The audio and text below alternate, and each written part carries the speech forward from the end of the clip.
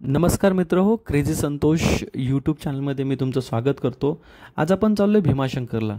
भीमाशंकर हे महाराष्ट्रातील सह्याद्री पर्वतरांगेत स्थित असं ठिकाण आहे। हे पुण्यापासून साधारण 110 किलोमीटर अंतरावरती आहे। असं मानलं जातं की 12 ज्योतिर्लिंगापैकी एक ज्योतिर्लिंग इथे आहे। ज्योतिर्लिंगाची वैशिष्ट्य अशी आहे की या ठिकाणी जर बघितलं गेलं तर पौराणिक कथा आहे। या कथा अशी मानली जाते की त्रिपुरासुर नावाच्या राक्षसाचा वध शिव यांनी केला आणि याच्या विजयाच्या स्मरणार्थ इथे ज्योतिर्लिंग प्रकट झाले। त्याचबरोबर प्राकृतिक सौंदर्य खूप सुंदर आहे, घनदाट अरण्य आहे, त्याचबरोबर सह्याद्रीच्या पर्वतरांगाने वेढलेलं असल्यामुळे इथे बरेच पर्यटकांचं हे निसर्गाचा आनंद लुटण्यासाठी इथे येतात।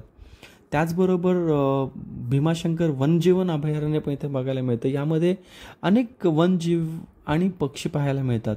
भीमाशंकर हे मंदिर धार्मिक, पौराणिक आणि प्राकृतिक सौंदर्य याचा मिलाप आहे। आपल्या चॅनलला लाईक, सबस्क्राईब करा। थँक्यू।